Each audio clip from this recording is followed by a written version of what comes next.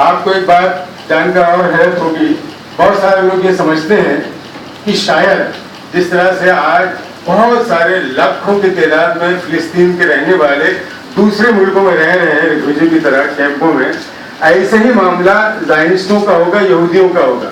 ऐसा नहीं है। जो यहूदी, जो ज़ायनिस्ट आज फिलिस्तीन की जगह पर कब्जा करके बसाए गए हैं, इनका उस सरजमीन से, उस लैंड से कोई लेना देना नहीं था। आपने देखा होगा 1948 के पहले वहां उस लैंड पर मुसलमान और क्रिश्चियन 93% और ज़ायनिस्ट यहूदी 7%, एथनिक वहीं के रहने वाले, बरसा बरस के वहीं के रहने वाले। लेकिन ब्रिटिश ने नमक खाया था इनका, इनके बैंकों का, उसको खुश करने के लिए एक स्टेट पर कब्जा करके उसका पार्ट बना के, और इस षड्यंत्र में सभी शामिल थे।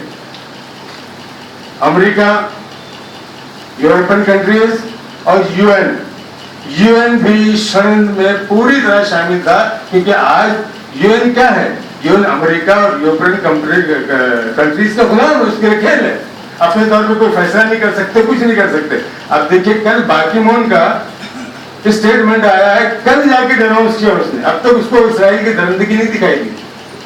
आज जाके वो भी स्टेटमेंट आप पढ़िए तो आपको कहा कि भाई इस्राइल वहां पर हमला बंद कर दे, बल्कि मिनिमाइज कर दे। क्या स्टेटमेंट है? तो इससे कब्जे में, एक स्टेट को कब्जा करने में पूरी के पूरी तरह यूएन शामिल था, अमेरिका भी शामिल था, यूरोपियन देश शामिल थे, बहुत सारे देश में शामिल थे।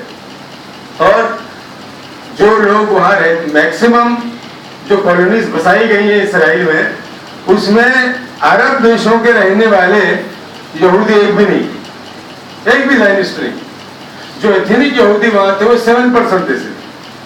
ये बाकी यूरोपियन कंट्रीज के, मैक्सिमम यूरोपियन कंट्रीज के ज़ायनिस्टों को वहां ले आकर बसाया गया है। और आज तक जितने भी मुआहदे हुए, जितने भी सब हुए, समझौते हुए, सबको इस्राइल ने तोड़ा है। आज इल्जाम हमास पे लगाया जाता है। हमास से किसने बात की? बात किसने की हमास से? हमास से किसी ने बात नहीं की। हमास जो है वो अमन के लिए तैयार नहीं, पीस के लिए तैयार नहीं। जो मुख्य मुद्दा है यही है। और 2007 के इलेक्शन के बाद जब हमास आ गई पावर में, तो इस्राइल को खलबली हुई, क्योंकि हमास जो है वो किसी भी तरह 1 इंच जमीन 1967 के आगे वाली वो देने को तैयार नहीं। 1967 की जंग के बाद जितना भी कब्जा हुआ था, सारी जगह कॉलोनीज बन रही है। ये यूएन के रेजोल्यूशन के खिलाफ बात है। आज देखिए आप, हैरत की बात कि पूरी दुनिया का शायद ही कोई कोना बचा हो जहां प्रोटेस्ट न हुआ, और ऐसा जबरदस्त, एक 1.5-2 लाख लोग वेनेजुएला में, अमेरिका में, कहां का, इवन इसराइल में भी, इवन इसराइल के धरती पर भी प्रोटेस्ट हुआ है नेतन्याहू की गवर्नमेंट के खिलाफ, इजराइल के खिलाफ। लेकिन इसराइल के कान में जू नहीं सकती। और आज कल का जो स्टेटमेंट है नेतन्याहू का कि भाई मुस्लिम और अरब देश खामोश हैं, इसका मतलब ये है कि मैं जो कर रहा हूं सही हूं। ऐसा नहीं है। मुस्लिम और अरब देशों की हालत तो ये है, मोर देन 95% मुस्लिम और अरब देशों की हालत ये है कि पपेट होने चेंज, वहां के हुक्मरान सब अमेरिका के बिठाए हुए गुलाम।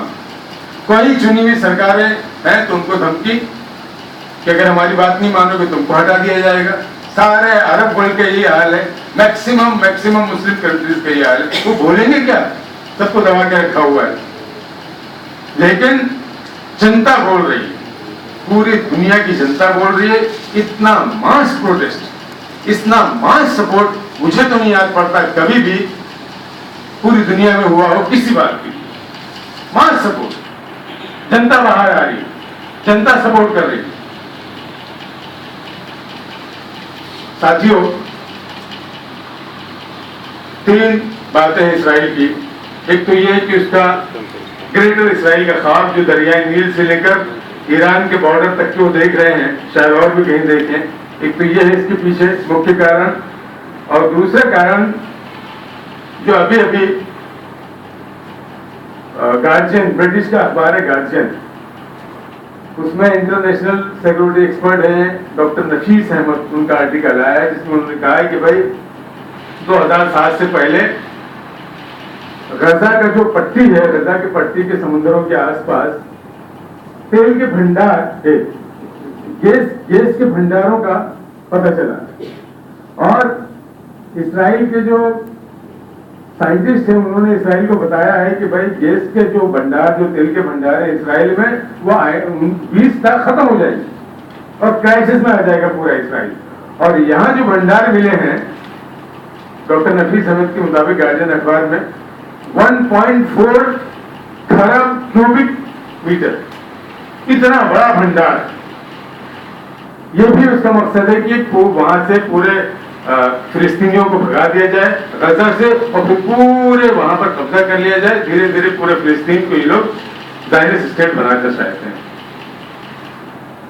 और तीसरी जो मुख्य कारण है वो अमेरिका।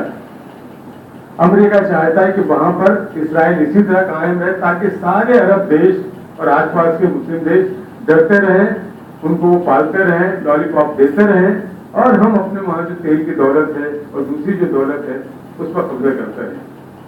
साथियों, ये है सिचुएशन।